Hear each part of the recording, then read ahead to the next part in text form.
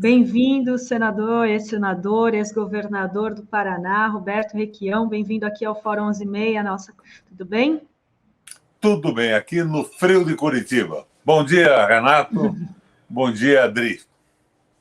Bom dia. Bom dia, Requião. É um prazer estar contigo. O frio de Curitiba, segundo o prefeito de Curitiba, é agora uma cidade... Curitiba é uma cidade europeia, né? Agora tem tudo que da Europa. Inclusive, não deve ter gente morrendo de frio nesses dias na rua, né? Curitiba não é uma cidade europeia. É uma cidade de um centro bonito, mas é uma cidade negra. É uma cidade que foi formada com o fim do ciclo do café no interior do estado, dos 180 municípios criados. Ela se tornou uma atração, uma cidade maravilhosa, e a população paranaense veio para cá.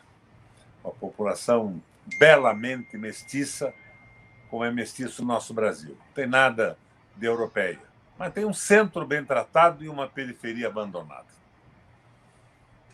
É isso aí, como muitas cidades brasileiras, né? Cidades partidas. Rovai. Requião, eu queria que você começasse pelo começo. Contasse aí o que te levou a sair do PMDB, como é que foi essa convenção, o que está acontecendo com o PMDB paranaense nesses tempos de Ratinho Júnior. Há muito tempo, Rovai, eu tenho uma contradição com o PMDB nacional, mesmo nos meus 2 mandatos no Senado. O PMDB apoiou medidas rigorosamente absurdas para um projeto nacional. Então, havia uma contradição lá em cima. Agora, aqui no Paraná, e lá também, eu me mantinha porque eu estava tentando viabilizar uma conscientização e um levante da base PMDBista, que é uma base social muito interessante. Mas isso não ocorreu. Aqui no Paraná, eu resolvi ceder àqueles reclamos da renovação. Então, eu, há 2 anos atrás, entreguei o partido para um grupo de jovens deputados. O meu sobrinho, João Arruda, o Antônio Anibélio, o Nereu Moura, deputados do PMDB. Em 2 anos, eles acabaram com o partido. 208 municípios do Paraná, nós não temos diretório, mais da metade dos municípios do estado. E, mais recentemente, começaram a se aproximar do Ratinho, que é um bolsonarista local, governador do estado, e dos esquemas do Bolsonaro em Brasília. Aí eu fiz uma chapa para o diretório do PMDB para ver se retomava aquele velho MDB de guerra no qual eu entrei. E fui um dos redatores do manifesto de princípios do partido lá no começo. PMDB, o Partido das Classes Populares, desligado das decisões do grande capital. Aquele conceito de partido democrático, nacionalista e popular. Não deu certo. Eles vieram com as emendas, com os secretários de Estado, comprimiram o pessoal, ofereceram barbaridades e ganharam a convenção. Então, o partido, que é um instrumento político, qualquer partido é um instrumento político, passou a não ter significação alguma para mim. E eu resolvi sair do PMDB, ou melhor, o PMDB saiu da minha proposta, se retirou. Hoje o PMDB do Paraná é um partido bolsonarista e ratista, completamente fora da casinha. É a fisiologia, o oportunismo, a falta de princípio, e daqueles deputados gritões, conhece o tipo, né? Nós somos pela democracia, nós somos a favor disso e daquilo, depois votam com o governo, ferrando o funcionário público, aumentando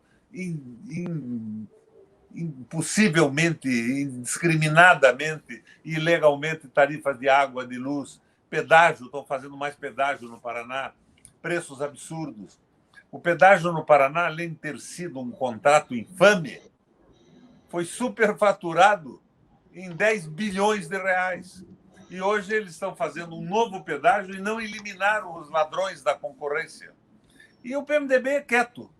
Para você ter uma ideia, eu fui governador 3 vezes pelo PMDB, fui senador 2 vezes. O meu governo tinha apoio de 83% da população. É um troço incrível, com políticas sociais consistentes. O PMDB hoje tem 1,5% de aprovação no Paraná. Porque é um partido que não fala, que não diz, que não toma posição. Então, o caminho era procurar uma casa nova, que é o que eu estou fazendo agora, na oposição. E vou verificar que caminho eu tomo. Eu me organizarei em função dos projetos presidenciais dos partidos. Eu quero um referendo revogatório, eu quero a garantia do restabelecimento do direito dos trabalhadores, não das bobagens que tinha muita na CLT, mas temos que garantir a aposentadoria e os direitos do trabalhador como o mundo faz.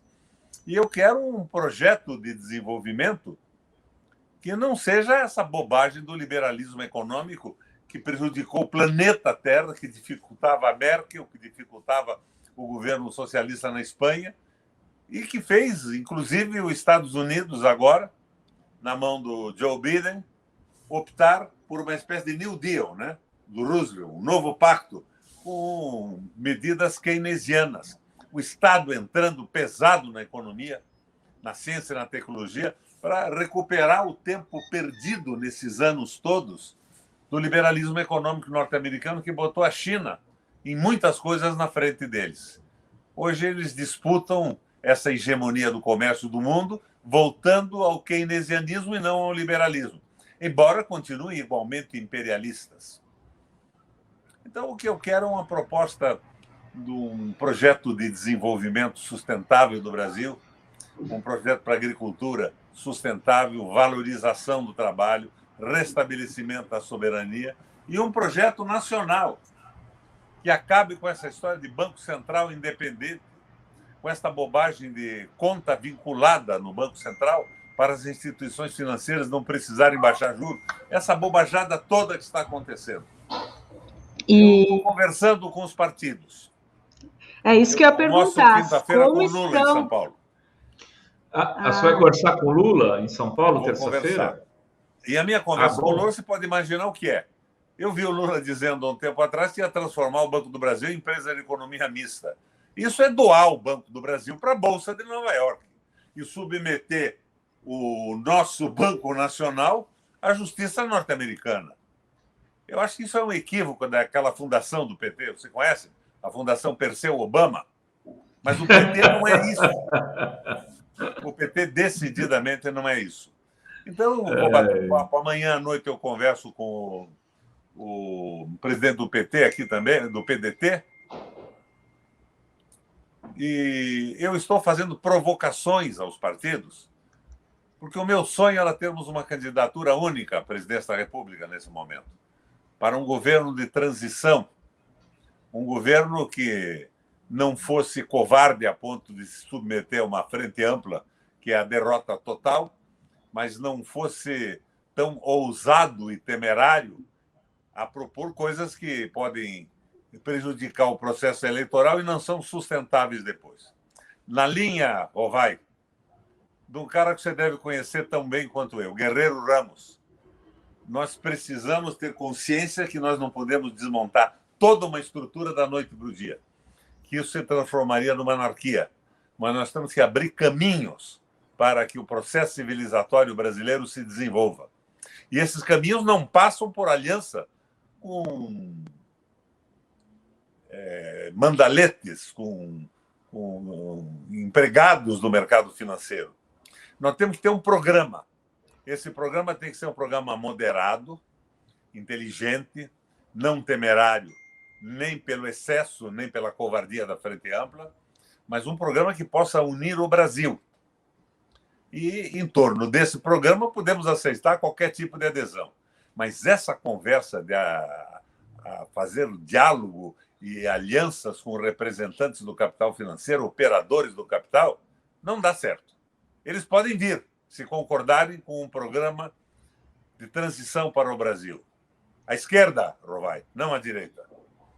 Olha só, e Requião, eu vi que o senhor colocou também uma enquete no seu Twitter sobre qual partido deveria ir, e a gente aproveitou o gancho e colocou aqui também na nossa comunidade. E olha só, 68% acham que o senhor deve ir para o PT, 18% PSB, 9% PDT e 6% PSOL.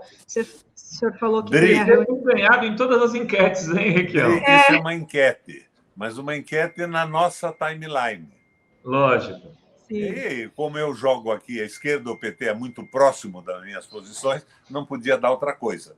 Mas nós temos que pensar nisso, analisar esse processo todo. Eu acho que hoje o candidato viável à presidência da República para derrubar isso tudo é o Lula. Mas não é para derrubar o Bolsonaro, é para derrubar o liberalismo econômico. Se for outra vez com Meirelles, Joaquim Levy e Nelson Barbosa, me perdoe, eu estou fora disso. Agora, se tiver uma proposta consistente, moderada, mas consistente, que reabra as perspectivas do processo civilizatório brasileiro, do nosso crescimento econômico, um projeto nacional, que não seja a geopolítica americana, nem a geopolítica da Rússia e da China. É claro que hoje nós temos que nos aproximar do BRICS. Eu saudei o Celso Amorim com entusiasmo quando ele e o Lula jogaram o Brasil no BRICS. Mas o que eles querem de nós é a mesma coisa que os americanos querem. Eles querem terra, eles querem produção agrícola, eles querem commodities baratas para resolver o problema deles, e eles estão certos. Mas nós temos que ter o nosso projeto para dizer a eles: estamos no BRICS com muito entusiasmo, vamos arrebentar o acordo de Bretton Woods, a dominância absoluta do dólar no mundo, mas nós queremos parceria, financiamento para o desenvolvimento tecnológico, para industrializar o Brasil, para gerar empregos. Nós não somos a roça de vocês, não somos uma plantation a serviço dos interesses nacionais de vocês, que são legítimos, mas nós temos os nossos também. Legítimos dá para eles. A China tem 1,5 bilhão de habitantes, tem que cuidar disso. Agora, nós temos que cuidar dos brasileiros também, né? Principalmente. Então, eu acho que é por aí. Estou sentindo falta disso. E quando eu faço críticas, Rovai, aos companheiros, eu estou fazendo uma provocação. Eu estou tentando levá-los a raciocinar, a pensar e a construir, se não uma unidade, pelo menos um projeto porreta e nos dê a possibilidade de avançar novamente no projeto nacional brasileiro. É por aí. Sim. Eu ontem conversar com uma colega do PSB que está muito entusiasmada com a sua chegada ao partido. Eles já estão contando com você no PSB, Requião. Eu recebi um convite. Não seria impossível, porque nós teríamos uma aliança no Paraná dos partidos de esquerda. Nós estamos montando aqui uma engenhoca. Mas veja bem, primeiro um programa, depois vamos ver quem vem. Senão não vale a pena ganhar uma eleição. Então, estamos discutindo isso com cuidado, mas não esquecendo que o PSB foi montado no Paraná para fazer oposição a mim. Quando eu fui relator da CPI dos títulos públicos e denunciei desvios e comportamento inadequado do pessoal de Pernambuco. Eu era irmão do Miguel Arraes, mas eu sou mais comprometido com o Brasil do que com pessoas. E falando em 2022, o senhor é candidato? Como que tem já? Governador, né? É governador. Candidato a governador do estado. Mas o meu objetivo, eu fui governador 3 vezes já. Eu sou candidato por obrigação, por dever, para consertar essa esculhambação que está aí. Mas isso não é a coisa mais importante para mim. A coisa mais importante para mim é corrigir os rumos do Brasil. Porque só o governo federal tem acesso à política econômica, só ele que pode emitir moeda. Senão, nós ficamos com aquela conversa de não ter que gastar mais do que ganhamos, porque nós não podemos emitir nada, o governo federal não dá aval ao empréstimo internacional, estamos com as mãos amarradas. Antes de tudo, o Brasil. A minha possibilidade de concorrer, para mim, é secundária. Eu não fujo dela, eu me sinto obrigado a participar, mas o meu interesse maior é que o nosso país consiga superar esse momento terrível. Eu ouvi vocês falando agora há pouco aí no Barroso, no Supremo Tribunal. Você notou uma coisa, Rovai? O meu nome é Roberto Requião de Melo e Silva. Melo e Silva certamente significa mel da selva, né? Então, lá no passado, eu sou um cristão novo. O meu sangue deve ter alguma coisa com o sangue judaico. embora eu seja também neto de italianos, de alemães, de bugre e de negro. Mas eu notei o seguinte, o Fux estava aos beijos com o Bolsonaro. Agora, de repente, cai na cabeça dele alguns artiguinhos do Bolsonaro em defesa do nazismo, que bateu pesado nas suas origens e provavelmente na sua solidariedade étnica. E ele virou inimigo agora. É ruim isso, porque ele devia se opor ao Bolsonaro pelo que fazia o Brasil, não pela crítica aos judeus. A defesa é legítima. Esse antissemitismo é de uma boçalidade simplesmente incomensurável, embora os palestinos tenham sofrido também um pouco com a oposição de Israel recentemente. Mas não é por aí. Ministro do Supremo Tribunal é para aplicar o direito, não as suas crenças pessoais. É a moda do Sérgio Moro, que não era juiz de nada, era um agente da CIA e do FBI. Então me assusta um pouco isso. Agora, o Bolsonaro não existe mais. Não se incomode mais com esse personagem. Ele aluiu, derreteu. Isso vai progressivamente. A classe média entendeu e ela vai contaminando com a sua opinião as classes inferiores a ela. Isso vai generalizando-se. Mas o Bolsonaro é o animador do circo, do picadeiro, do circo em que o Guedes e o capital financeiro transformou o Brasil. Eu fico meio apavorado com a política atual. Eu vejo o entusiasmo da imprensa da esquerda com a CPI da Covid. Eles querem derrubar o Bolsonaro. Eu também. Vocês dois, sem dúvida alguma. Mas o povo está esquecendo que, ao mesmo tempo, eles votam a favor do Banco Central independente, que eles querem vender Eletrobras, os Correios e tudo mais. Então, isso se transforma numa farsa para ninguém entender nada, o que é realmente substantivo nas mudanças que precisamos fazer no Brasil. Você lembra que o PT propôs a conta vinculada das instituições financeiras do Banco Central? Aprovou no Senado e na Câmara? Como é que é possível isso? É isso que eu quero conversar com o Lula. Me jogo de corpo e alma numa campanha eleitoral que me convença da sua intenção progressista e não me preocupa nem a minha eleição. Requião, eu queria falar um pouco dessa questão do Bolsonaro. Você falou, ele derreteu, né? Mas você não acha que com a diminuição do número de casos de Covid, de mortes de Covid principalmente, que vai acontecer naturalmente pelo aumento da vacinação, que com essa recuperação econômica pífia, mas que vai existir, porque o ano passado a gente bateu no chão, lá teve perda de 5% do PIB. Se crescer 5%, vai dar zero, mas vai crescer. Vai crescer provavelmente por aí, 5%. Não acredito nisso, Romai, me perdoa. É mesmo? Essa recuperação econômica é a recuperação da economia dos ricos, do capital financeiro. O povo não está tendo o que comer. O desemprego é simplesmente brutal. Isso serve para a Globo fazer propaganda do Guedes. O Brasil não tem a ganhar nada com essa concentração de renda impossível. Recuperação econômica puxada pelo agronegócio, que é importante dar divisas para o Brasil conversar com o mundo, traficar mercadorias com o mundo. Mas não tem nada a ver com o povo, com a vida concreta das pessoas, com a felicidade das famílias. Isso é uma tapeação jornalística das grandes redes. O que eu queria dizer é que você dá um discurso, né, Requião? Ele tem um discurso para fazer. Eu ganho R$ 3.072 por mês do INSS. Eu sei o que é chegar no mercado e ver o preço de um quilo de carne subir a cada dia. Veja, eu não estou dizendo para você que estou morrendo de fome. Eu tenho uma poupança, pessoal. Eu tenho 80 anos. Eu trabalhei a vida inteira. Comecei como agricultor aos 13 anos de idade. Eu tenho algum dinheiro guardado para viver os próximos anos. A minha preocupação é que os meus médicos dizem, Requião, você tem 80 anos.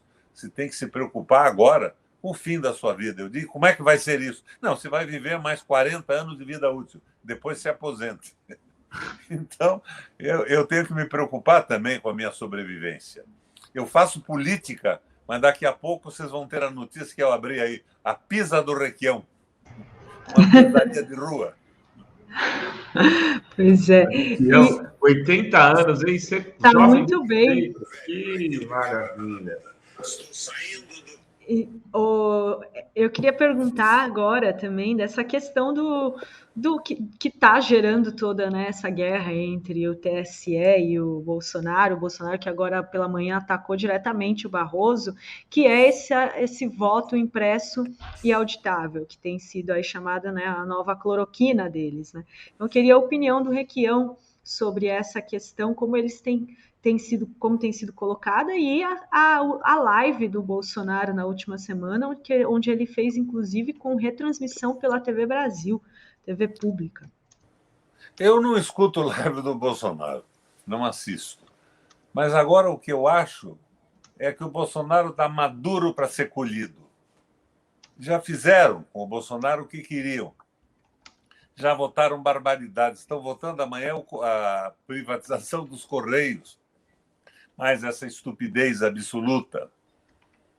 E a Luísa está interessada em comprar os Correios. Daí, no dia seguinte, eu vejo a esquerda toda dizendo: precisamos fazer uma chapa do Lula com a Luísa. Provai, vamos fazer essa chapa lá na puta que pariu. Não com a minha participação.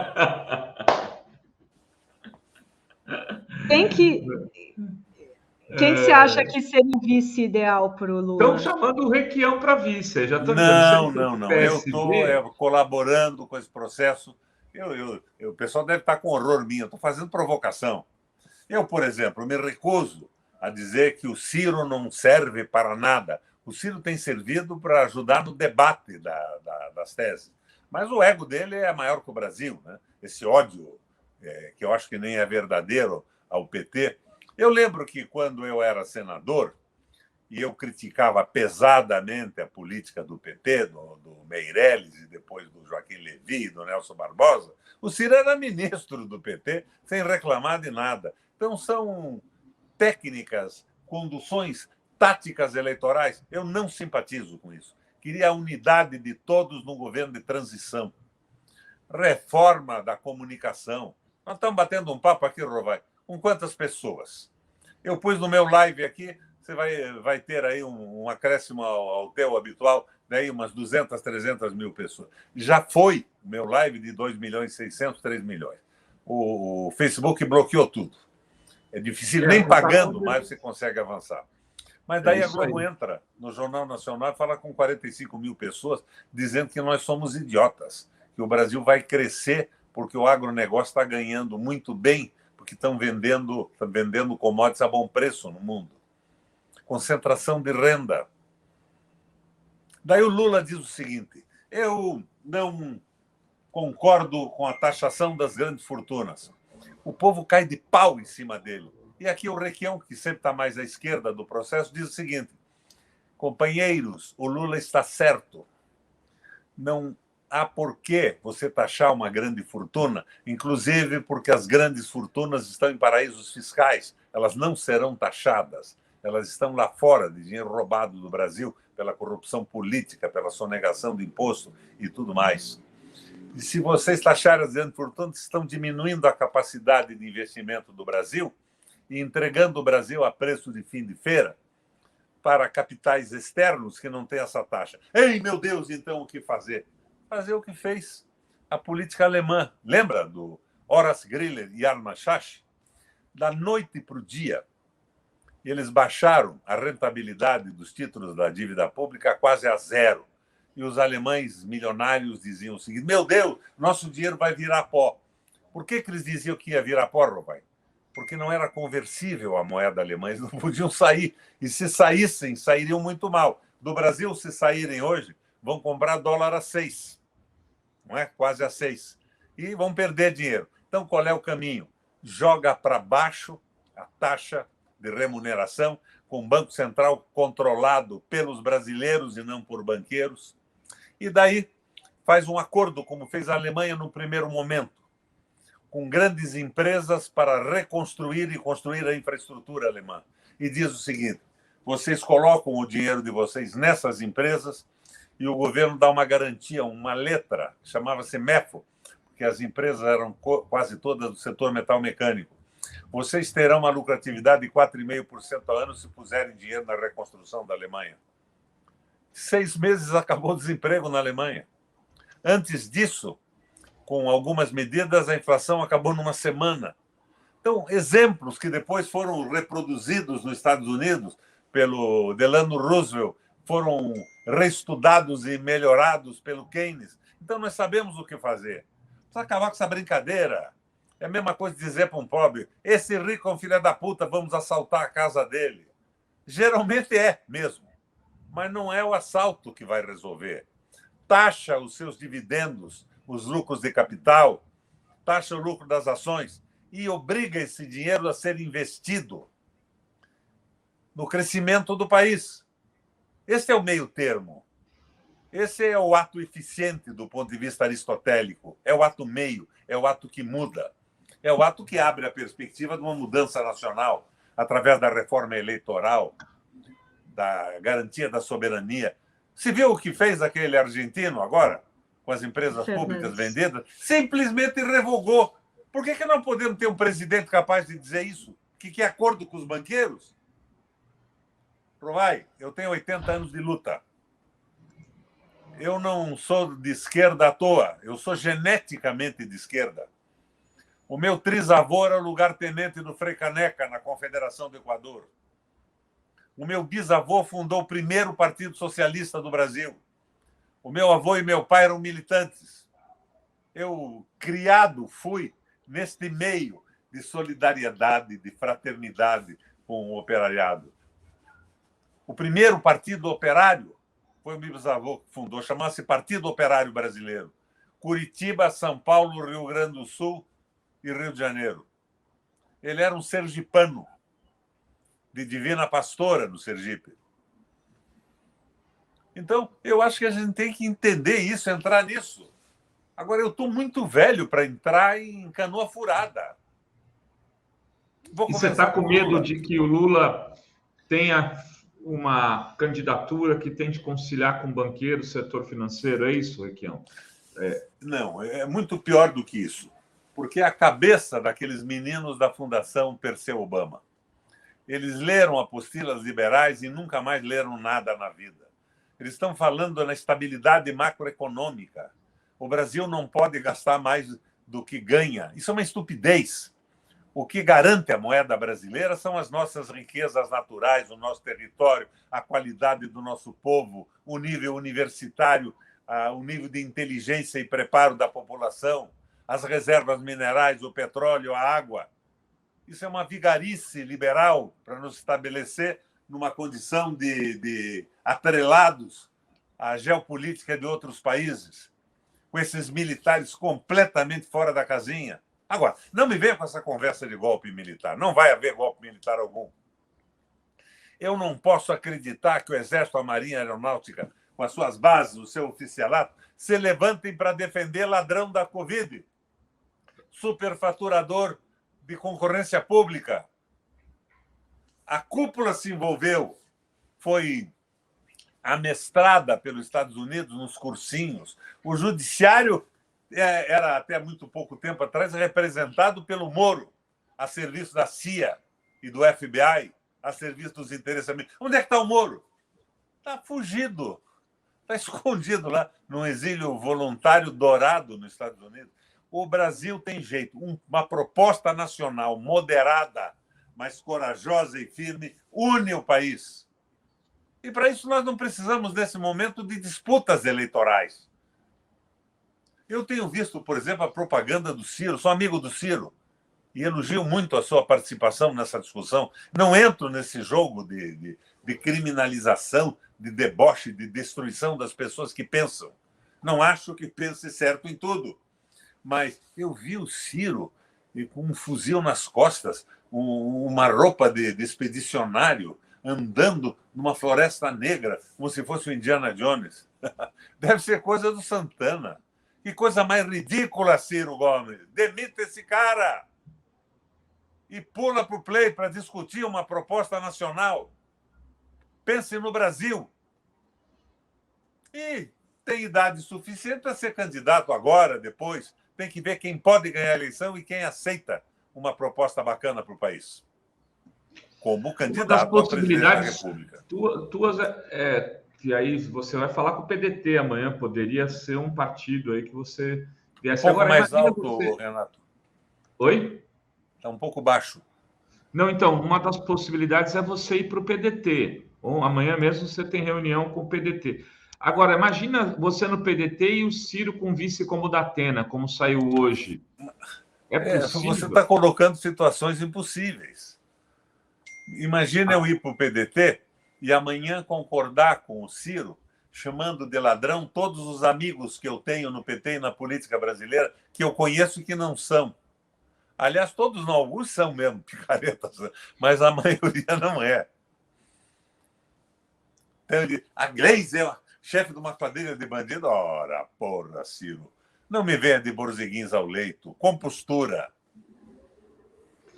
É isso aí. Estamos chegando ao final, Dri. O que temos mais aí de pessoas? Tem aqui o Ercílio Arruda, bem-vindo, é novo membro aqui. Eu converso amanhã, quarta-feira, com o menino do PDT, e quinta-feira eu almoço com o Lula. Eu quero, depois de quinta-feira, a gente vai perguntar, Adri, como foi a conversa? Deu jogo? Olha, deu jogo. É uma proposta avançada, pode não ser a que eu sonho, porque o sonho é outra coisa, né? Eu estou tentando aristotelicamente fazer o possível, o ato meio, na linha do Guerreiro Ramos, abrir caminhos para que o Brasil possa discutir, refletir e avançar. Não sei, mas eu quero um candidato viável, eu quero ganhar a eleição para dar um passo à frente. Claro. Meu sonho continua sendo uma aliança da esquerda, ou uma aliança nacionalista, democrática e popular, para fugir das críticas que fazem aos termos comuns de designação. Em 98, o Brizola saiu de vice do Lula. Agora, pouco se me dá se eu posso ser candidato ou não. Tenho a responsabilidade com o Paraná. Não fujo dela. Mas me tomaram o PMDB aqui. Agora, compraram o PMDB, Rovai. Por que compraram? Porque estava à venda. Porque estava à venda. Eu estava tentando alavancar o PMDB nacional a partir do Paraná, mas eles vieram e adquiriram. Por empréstimo, por aluguel, por compra, mas levaram embora. Eu saí. Então, eu quero continuar participando desse processo. Uma história de 40 anos, né, Requião? 40 anos de história no PMDB. 40 anos, fui eu que fundei o partido. Eu sou filiado número 1 do Paraná. Fui eu, o Carlos Lessa e outros companheiros que redigimos o Estatuto do PMDB, a Carta de Princípios, que na época era uma visão desenvolvimentista avançadíssima para o Brasil. Mas depois o processo eleitoral foi trazendo... Não, traz o cara que pode pagar uma campanha no município, no estado, que pode pagar cabo eleitoral, isso e aquilo. Daí eu propus o financiamento público de campanha. E, de repente, tem esse financiamento público que é um escândalo absoluto pelo volume de dinheiro, mas, além disso, ainda permite que os mais ricos usem o próprio dinheiro. É o contrário da revolução feita pelo Péricles, em Atenas. O Péricles estabeleceu o pagamento das pessoas que opinavam na Ágora, nos grandes julgamentos dos assuntos nacionais, para evitar que só os ricos pudessem participar, que os pobres tinham que trabalhar. Ele criou a remuneração para todo mundo poder participar igualmente das decisões da Ágora. E a Ágora não era tão democrática assim, né? Você sabe, eu aprendi outro dia com o Zé Carlos Assis o que é democracia. Aprendi na escola. Democracia é o governo do povo? Não é, não. O termo original, demo, quer dizer gleba. Eram os senhores da gleba, os proprietários da Grécia Antiga que podiam votar. Quem não era proprietário, não. Demo é gleba. E hoje, do jeito que está, o povo pode tranquilamente dizer que demo é o diabo e a democracia é o governo do Satanás. Muito bom, Requião. Tem aqui pergunta dos nossos membros, aqui o Leonardo Reis está dizendo que o governo Lula será conciliação elevada aos píncaros, infelizmente. Como tornar mais radical e popular? Como tornar Eu não escutei, Idri. Como tornar um programa de governo Lula mais radical e popular? Não, ele não pode ter Meirelles, ele não pode ter compromisso com a banca, ele não pode ter Banco Central na mão dos banqueiros, tem que ter um projeto nacional, o Banco Central está vinculado a um projeto nacional. É simples isso. Deixa os bancos privados existirem, mas com bancos públicos fazendo o contraponto. Não é possível essa zona em que se transformou o Brasil. O Bolsonaro não é presidente de nada. É a banca que manda, o operador é o Meirelles. E compram os votos no Congresso Nacional. Daí alguns palhaços alegremente vão fazer circo na CPI da Covid. Mas votam a venda da Petrobras, a privatização do Banco do Brasil. Nós temos que mudar. A verdade é o caminho certo para fazer política. Até porque, Renato, se nós perdemos uma eleição dizendo a verdade, nós estaremos colaborando para a melhoria da condição política da população.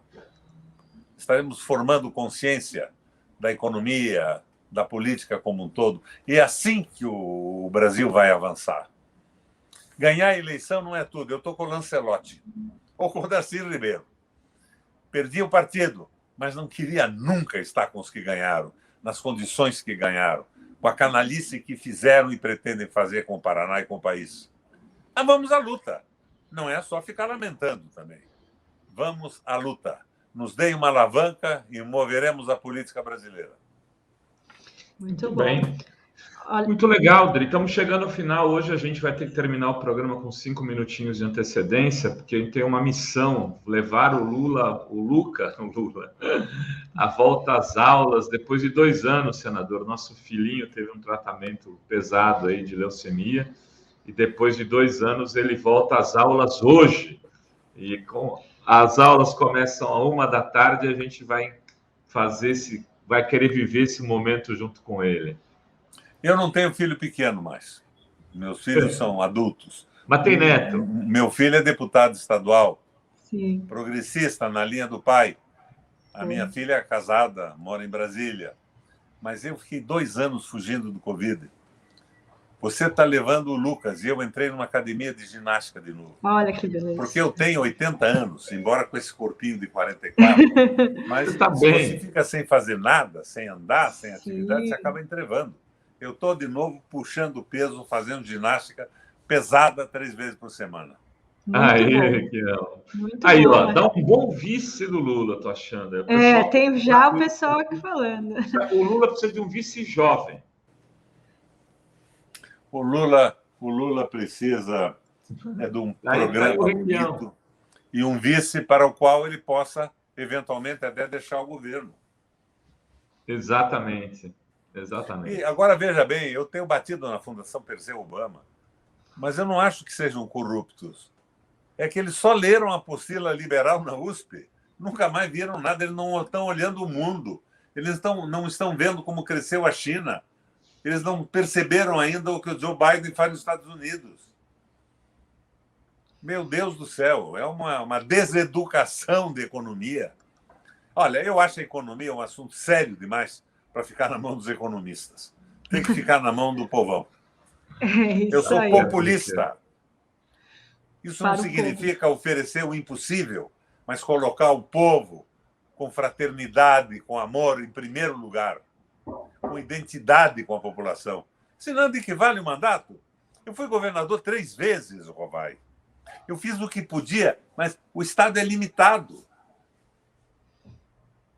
Nós temos que mexer nacionalmente na estrutura econômica do Brasil.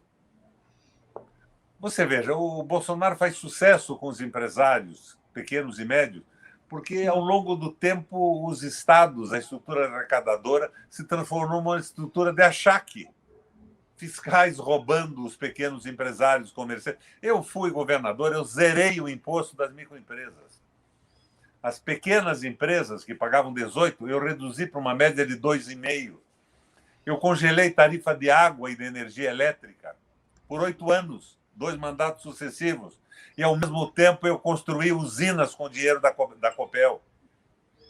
Eu distribuía os lucros da Copel na ordem de 25%, hoje distribui 65%. São quadrilhas que tomam conta do governo. Economistas, especialistas, porra nenhuma. Sou economista populista, que tem identidade com a população, que maneja a economia do ponto de vista do crescimento nacional. São de esquerda? Porra, eu nasci de esquerda, mas não é nem esse o termo. Tem que ser democrático, nacionalista e popular. Muito bom. Veja o que a China fez, a China comunista. A exatamente. valorização que ela dá para as associações, as cooperativas, como conduz a economia. E agora o Biden. O Biden agora é o comunista dos Estados Unidos. Só que ele não abriu mão do imperialismo, de bombardear países e tudo mais, mas está tentando dar um impulso com a participação pesada do Estado na economia, na ciência e na tecnologia americana para recuperar o tempo que perderam com esse domínio absoluto do capital financeiro, do capital vadio, que não produz nada, não produz um bem econômico, não dá um emprego, não garante a felicidade de uma família de trabalhadores. Nós temos que sair disso. Perfeito, muito bem. Perfeito. Requião, muito obrigado. Uma aula sua aí. Quero te encontrar mais vezes aqui. Depois, você podendo chegar aqui de vez em quando, Adri, agora tem o teu contato. A gente vai te convidando para você da linha política, como diz o Genuíno. Qual é a linha política, Requião?